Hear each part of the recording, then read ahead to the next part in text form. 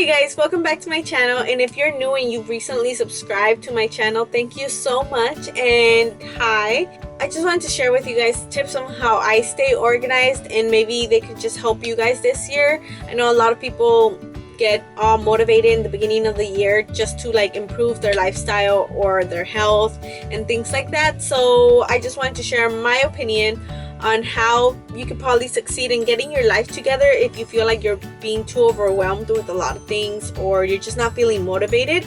So please subscribe to my channel if you are interested in watching more videos like this, or you're just interested in checking out my channel. That way you guys also get notified of when I have more new videos. I upload Mondays and Tuesdays for those that don't know, and I hope you guys enjoy this video. So let's get started. Tip number one has to do with getting inspired. So basically, I know that I love using Pinterest and even Googling stuff just to get inspired or motivated to get more organized, because I'm already kind of organized. So just motivated in different areas, whether it's in fashion or in school or even in work. So find whatever you like doing. If you like playing video games, if you are planning like to graduate high school and trying to get into a good college, just figure out what your goals are, what you're passionate about, and just get inspired so that can motivate you into achieving those goals. So tip number two, set short-term and long-term goals. I know that if you only set long-term goals, then you're gonna feel, I guess, not like sad, but unmotivated. You're gonna feel unmotivated because you're gonna feel like you're not achieving anything, you're not getting anything done because you've set only long-term goals. And I think it's a good idea to set short-term goals, especially if they're short-term goals that are gonna help you achieve the long-term one. So yeah, making short-term goals will help you at least feel like you're getting things done, and it feels good when you feel like you could check something off and you're like, I did that, I finished it, I completed it, and you're that much closer to the longer term goal, if that makes sense. I don't know.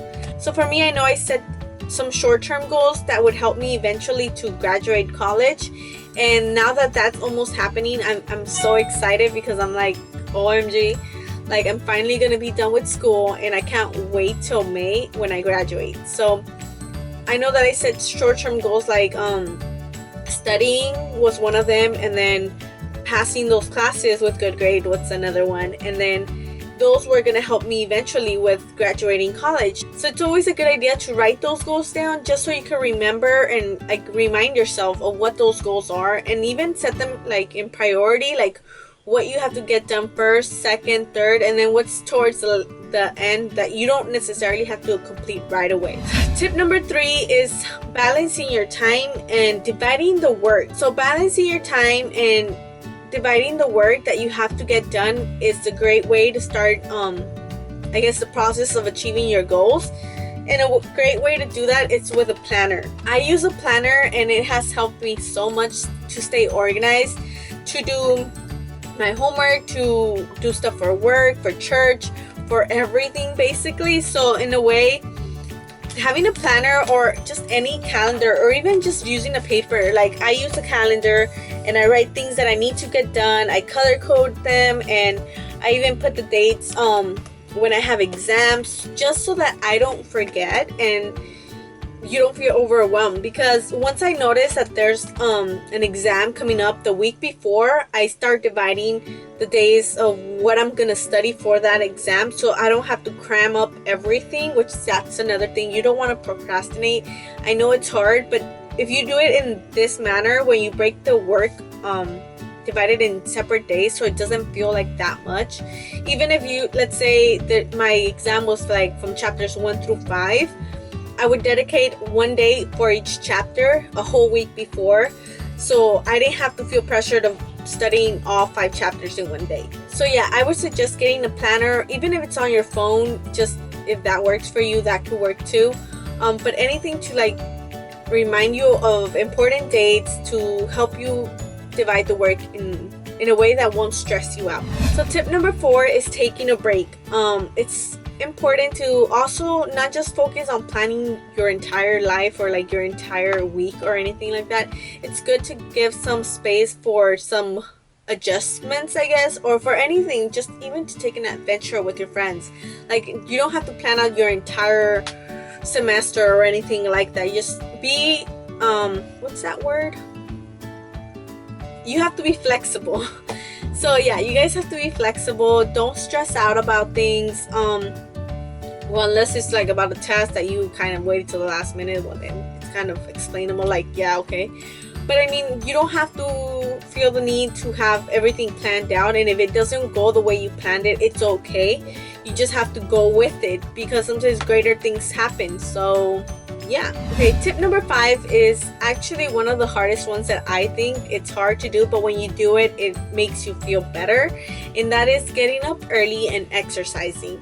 I think those two are a great way to start your morning, but I know I like to sleep a lot, and I go to sleep really late too, which is not the best thing because it does throw everything off. And I think it's a great way to start, especially if you're going to school. Like, going to sleep late is not a good idea, but I know I do it. I know a lot of people do it, and I have woken up early, like really early, and just exercised, and it does feel better. It's just getting up is the harder part, which I know, but I plan to work on that this year. So hopefully a lot of you guys try to do that too. Just push yourself into getting up, but once you're up, you're ready to go exercise, and it gets your heart pumping and your blood pumping, and you just get more motivated. And dressing up, even if you just have to like put your clothes on, like not PJs, but actually put regular clothes on, your shoes, it just makes you feel more active than being just in your PJs, because then you just feel kind of sluggish and you just want to be lazy. And that's basically me all the time, which is why I'm saying that I need to work on that this year, because I do want to get more fit, more healthier, and just be more active in a way, I guess. So tip number 6 is your friends. So having good friends, good people that surround you, that are also going to motivate you and helping you, I guess, go towards the same goal. You don't want to be around people that are pulling you down or are just not helping you in any good way. Like, instead of putting you in a good mood, they're putting you in a bad mood. Like, you don't want to be around those type of people. You want to be surrounded people that are motivated and have dreams, have goals just like you do. So that way you guys help one another and are able to like feed off of one another, the energy, you know, like the energy and vibes that people have. So I say that if you're surrounded by friends that don't really care about school but you do, then those aren't really good people to hang around with, because in the end they're not going to be helping you. So just get rid of those friends. I know it sounds kind of mean and stuff, but I mean, you need good people around you that are going to help you and not affect you in a bad way. So the last tip for you guys is actually having a good environment. So whether that's having a clean room or a clean workspace, you have to have somewhere where it's nice and neat and organized for you to focus in doing your work, or just anywhere. You don't want to be surrounded by a dirty place that's crowded and it's messy, because then you kind of feel that same sluggish, lazy type of way, and eventually you're gonna feel like you don't want to do anything, or it could even stress you out, especially if you like things to be neat and organized. Like, if you have everything kind of crazy on your desk, it's gonna drive you kind of crazy. So it's a good idea to keep your room clean and your workspace, whether that's in your desk or like even when you go to the library, like when you put your stuff down, like you want to make sure everything's organized and you don't just have papers all over the place, because it will stress you out and it just makes you feel more put together when you do it the first time and you do it the right way. So hopefully this was helpful for you guys. I hope you guys enjoyed this video, and I'll see you guys next time. Bye. I just burped. Sorry, I just ate.